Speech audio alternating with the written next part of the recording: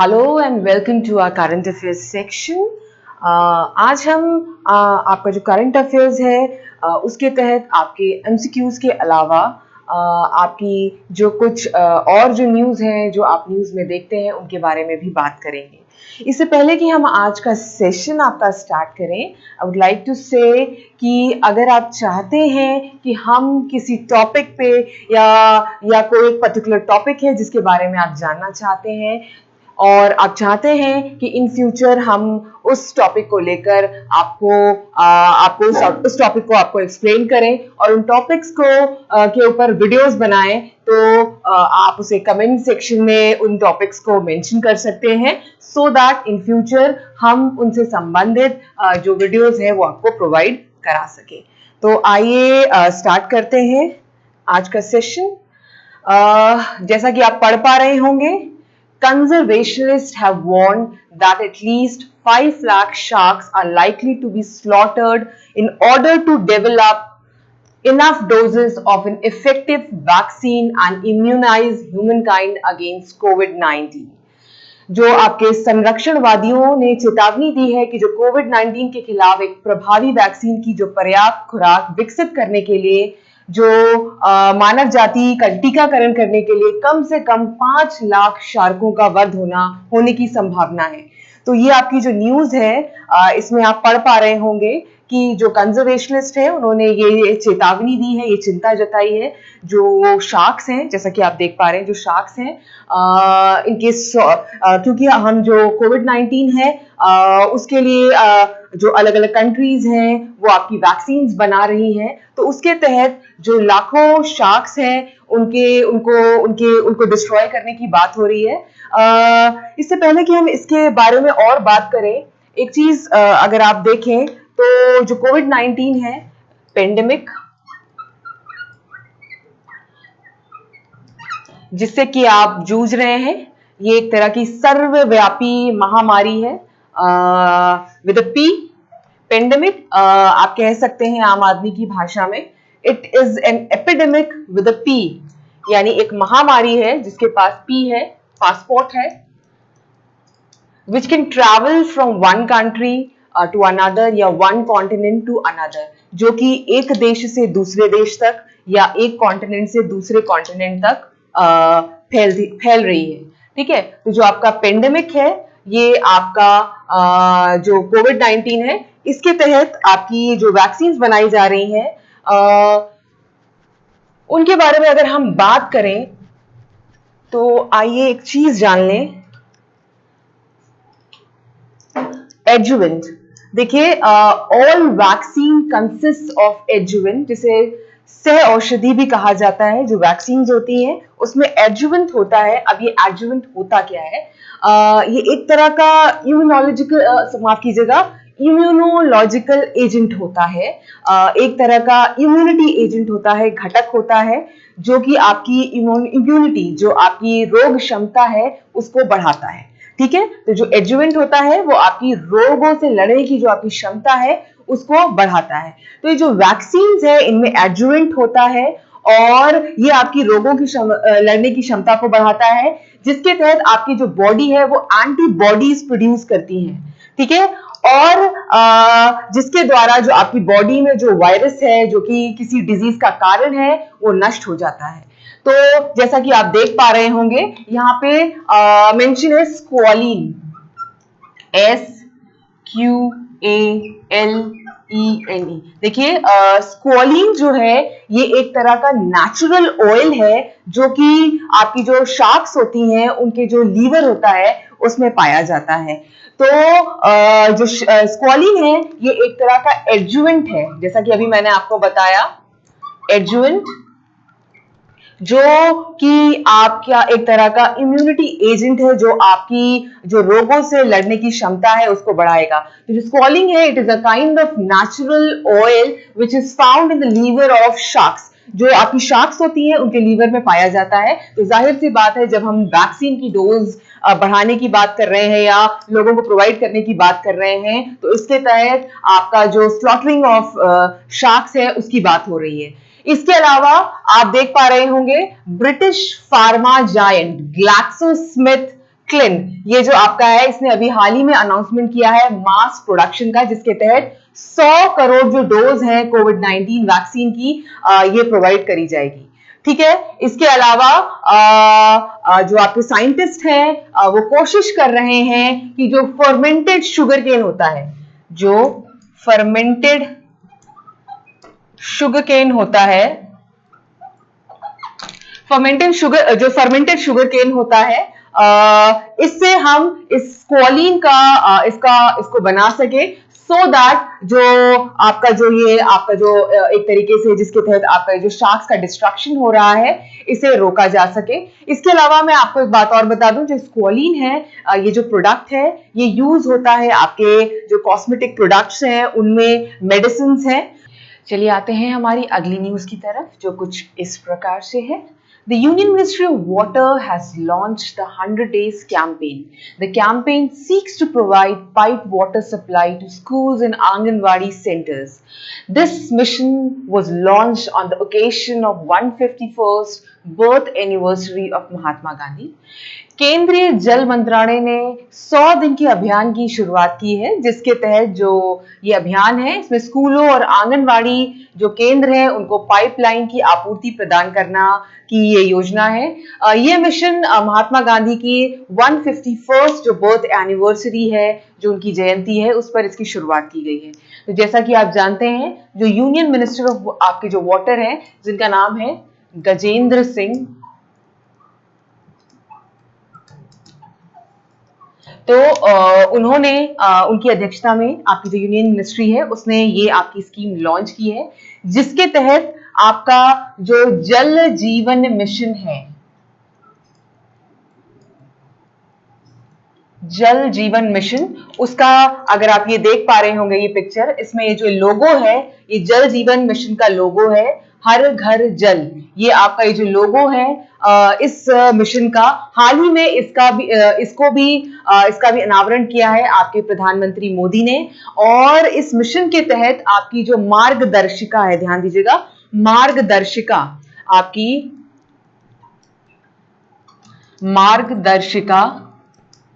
जो आपकी ग्राम पंचायत और आपकी जो ग्राम पंचायत और आपकी जो ग्राम समिति होती है, उसकी जो मार्गदर्शिता है, इसे अभी हाल ही में आपके प्रधानमंत्री मोदी ने इसका अनावरण किया है।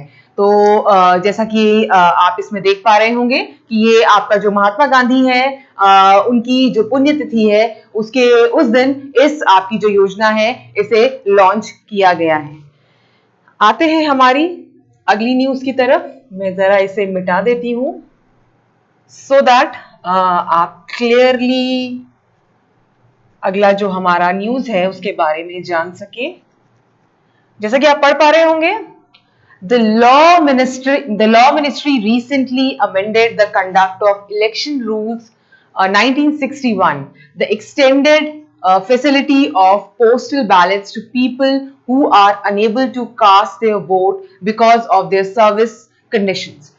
देखिए, जो कानून मंत्रालय है, उसने हाल में ही चुनाव नियमों 1961 के आचरण में संशोधन किया है, परिवर्तन किया है।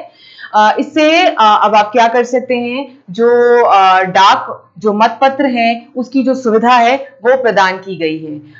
अब अगर हम इस न्यूज की तरफ देखें, जो इलेक्शन कमीशन है, जो इलेक्शन का आपका करवाता है, ये आपका उसने इस जो आपका जो कह लीजिए जो आपका कंडक्ट ऑफ इलेक्शन रूल्स है, उसमें कुछ संशोधन किए। देखिए, जो लॉ मिनिस्टर हैं आपके रविशंकर प्रसाद, जो आपके लॉ मिनिस्टर हैं रविशंकर प्रसाद, ठीक है।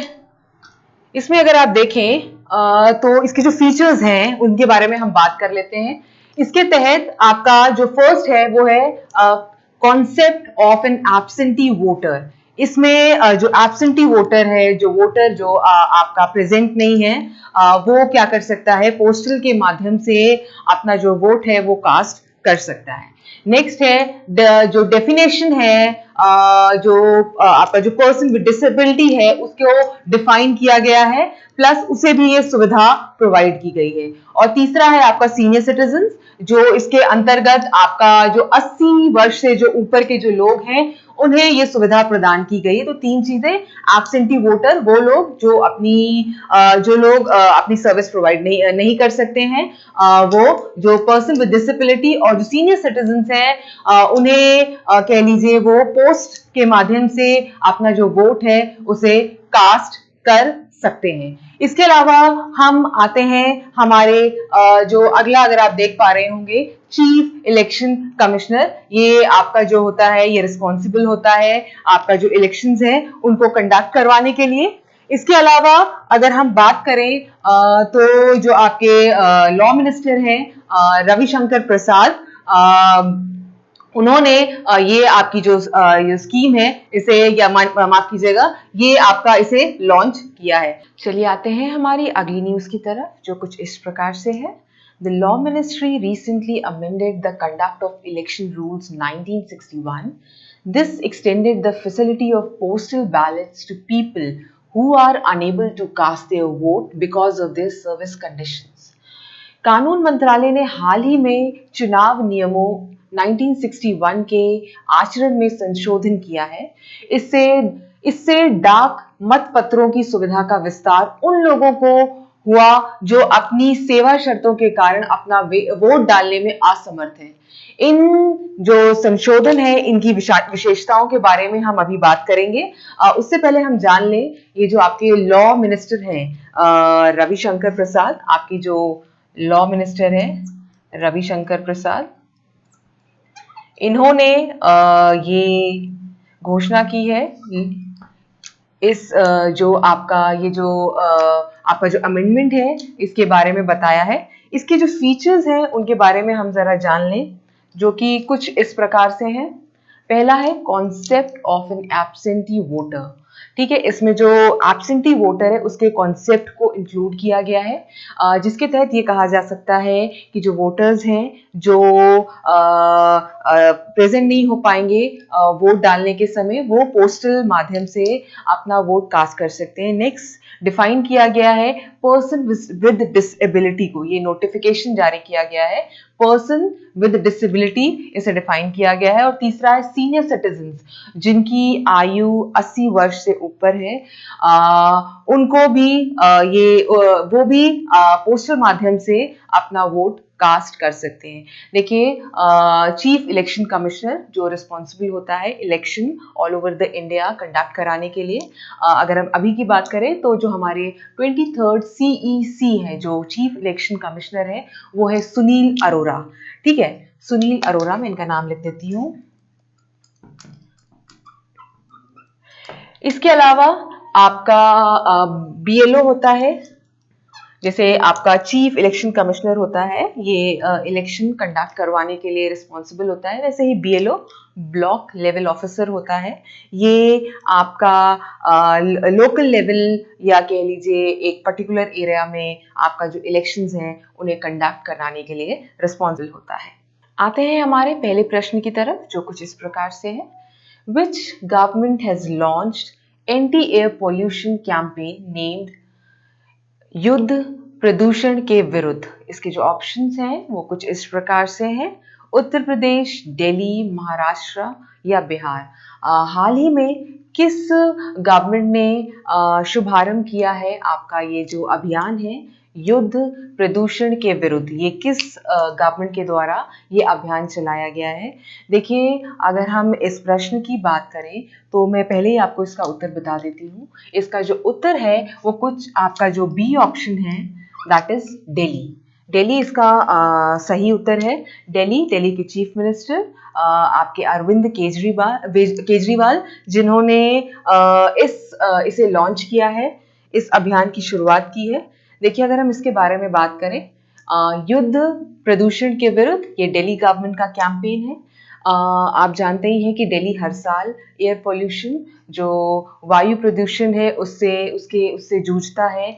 और ये अगर आप जानते हैं ये लाइफ थ्रेटनिंग है, ये आपके लंग्स को इफेक्ट करता है। इसके अलावा आप जान ही रहे होंगे कि हम कोविड-19 पेंडेमिक से जूझ रहे हैं, जो कि अगेन आपके लंग्स को इफेक्ट करता है। तो कहीं ना कहीं जो एयर पोल्यूशन है आपका, जो हर साल आपके जो दिल्ली गवर्नमेंट है उसको सरदर्द देता है, इस बार ये और भी लाइफ थ्रेटनिंग हो जाएगा, बिकॉज आपका जो कोविड-19 है और आपका जो एयर पोल्यूशन है, ये दोनों ही आपके जो लंग्स हैं उनको इफेक्ट करेगा। इसमें जो फोकस एरियाज हैं, जिन चीज़ों पे फोकस किया गया है, जो आपको याद रखनी है, वो है आपका 13 पोल्यूशन हॉटस्पॉट्स। जो पोल्यूशन हॉटस्पॉट्स हैं, 13 हॉटस्पॉट्स को आइडेंटिफाई किया गया है। First of all transplantation of trees, जो प्रत्यारोपण है पेड़ों का, उनकी बात की गई है। और जो तीसरा है adoption of electric vehicles and dust control, आपका जो इलेक्ट्रिक व्हीकल्स हैं उनके प्रयोग को बढ़ावा दिया गया है, अडॉप्ट किया गया है, अडॉप्ट किया जाएगा। और जो आपके जो पेट्रोल और आपके जो डीजल व्हीकल्स हैं उनकी जगह पे हम इलेक्ट्रिक व्हीकल्स के यूज को बढ़ावा दिया जाएगा, जिसके तहत आपका जो एयर पोल्यूशन है उसे कम करने की कोशिश की जाएगी। आप जानते हैं कि हर साल जो आपके जो फार्मर्स हैं, आपके जो हरियाणा और पंजाब के जो फार्मर्स हैं, जो आपके जो परागी जो जलाते हैं, जिसको एक बहुत बड़ा रीजन माना जाता है एयर पोल्यूशन का, तो इसके तहत हम ये जो आपका पोल्यूशन है इसे कम करने की कोशिश करेंगे। What is the largest handicraft and organic products marketplace of India that is to be launched by Tribal Ministry? जो आपकी ट्राइबल मिनिस्ट्री है उसके द्वारा आपका जो हस्तशिल्प और आपका जो जैविक उत्पादों का बाजार है उसका हाल में ही अनावरण किया गया है। अगर आप ऑप्शंस देखें, tribe India, go tribal, India tribe, local to vocal, तो आपको बताना है कि जो हाल ही में आपका जो लार्जेस्ट हैंडीक्राफ्ट और ऑर्गेनिक प्रोडक्ट्स का जो मार्केट प्लेस है जिसे लॉन्च किया गया है ट्राइबल मिनिस्ट्री के द्वारा, उसे क्या नाम दिया गया है। तो इसके तहत अगर हम देखें, जो हमारे ट्राइबल मिनिस्टर हैं अर्जुन मुंडा, आपके जो ट्राइबल मिनिस्टर हैं अर्जुन मुंडा, उन्होंने ये मार्केट प्लेस लॉन्च किया है, जिसका की नाम है आपका जो फर्स्ट ऑप्शन, जैसा कि आप देख पा रहे होंगे, वो है आपका जो आपका फर्स्ट ऑप्शन है ट्राइबल इंडिया। ये आपका सही आंसर है। चलिए इसके बारे में भी थोड़ा कुछ जानने की कोशिश करते हैं। जैसा कि आप देख पा रहे होंगे, ट्राइब्स इंडिया ई मार्केट प्लेस, ये आपका जो मार्केट प्लेस है ट्राइब्स इंडिया, जिसे हम ट्राई फिट के नाम से भी जानेंगे, ये आपका जो ट्राइबल मिनिस्टर है उन्होंने इसे लॉन्च किया है, जिसके तहत आपके जो प्रोड्यूस हैं, जो आपके ट्राइबल प्रोड्यूस हैं, उन्हें शोकेस किया जाएगा।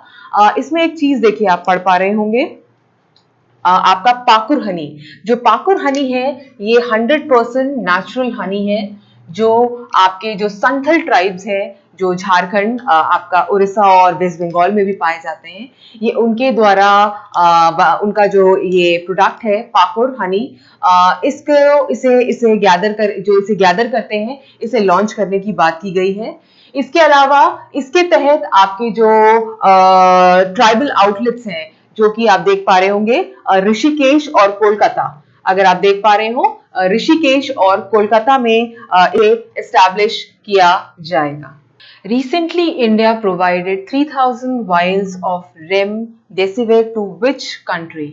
आपका जो इंडिया है इसने हाल में ही प्रोवाइड किए हैं जो ये आपकी जो वैक्सीन, ये आपकी जो मेडिसिन है रेमडेसिविर, जिसका नाम आप अक्सर न्यूज़ में सुन रहे होंगे, इसके 3,000 वायल्स कंटेनर्स या बॉटल्स जो प्रोवाइड की हैं। देखिए, जो वैक्सीन है वो वायल्स में इसे स्टोर किया जाता है। तो इसे किस देश को प्रदान किया गया है? तो जैसे कि आप ऑप्शंस देख पा रहे होंगे, हमारा जो पहला ऑप्शन है वो है म्यांमार, हमारा जो दूसरा ऑप्शन है वो है थाईलैंड, देन श्रीलंका और फिर है हमारा नेपाल। तो इसमें जो आपका सही आंसर है वो है आपका ए, जो कि है आपका म्यांमार। अगर आप देख पा रहे हो ए, म्यांमार।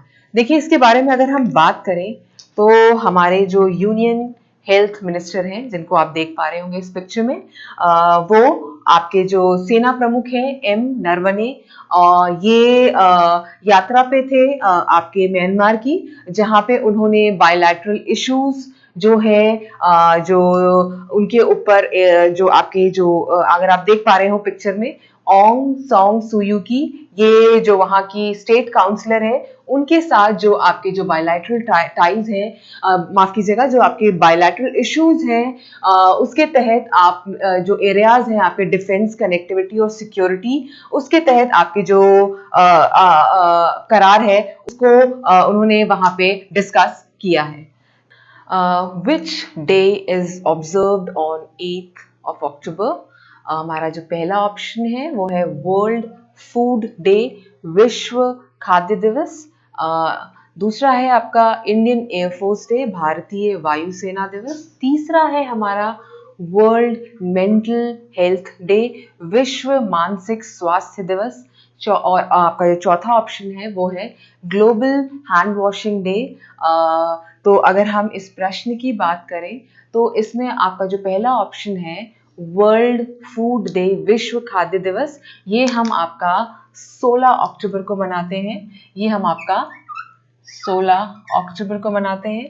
उसके बाद हमारा जो वर्ल्ड मेंटल डे है, ये हम आपका 10 अक्टूबर को सेलिब्रेट करते हैं। और जो आपका लास्ट है ग्लोबल हैंड वॉशिंग डे, ये हमारा 15 अक्टूबर को हम मनाते हैं। तो यानी कि जो आपका क्वेश्चन है जो कि पूछ रहा है 8 अक्टूबर को हम क्या सेलिब्रेट करते हैं, तो ये हम इंडियन एयरफोर्स डे के रूप में मनाते हैं। अगर हम इंडियन एयरफोर्स की बात करें तो इसके जो चीफ हैं वो राकेश भदौरिया हैं, जिन्होंने पिछले साल आपके जो BS धनोआ हैं उन्हें रिप्लेस किया था। और 8 अक्टूबर को हम इंडियन एयरफोर्स डे मनाएंगे। इसके अलावा इस साल का जो ये डे है, इसमें इसकी जो एक खासियत है वो ये है, जो राफेल विमान हमने फ्रांस की दसॉल्ट इंटरनेशनल से परचेज किए थे, उनका भी इसमें प्रदर्शन किया जाएगा। इसके अलावा अगर हम इंडियन एयरफोर्स डे की बात करें तो इसका जो मोटो है वो है touch the sky with glory, जीत के साथ आकाश को छू, ये इसका मोटो है, जो कि आपका जो गीता है उसका जो 11th चैप्टर है उससे इसको लिया गया है। Wicket keeper batswoman Alyssa Healy broke MS Dhoni's record of having most dismissals as a wicketkeeper in T20. She belongs to which country? जैसा कि आप जानते ही होंगे, हाल ही में T20 के मैच में आपकी जो महिला विकेट कीपर है एलिसा हिली, जो आपकी एलिसा हिली है, जैसा कि आप नाम पढ़ पा रहे होंगे, इन्होंने MS धोनी का जो रिकॉर्ड है मोस्ट डिसमिसल्स का उसको तोड़ा है। तो ये किस देश को बिलोंग करती हैं? तो इससे पहले हम इसके बारे में बात करें तो जैसा कि आप जानते हैं, जो आपका ICC है, इसके जो अध्यक्ष हैं उनका नाम है आपका इमरान ख्वाजा।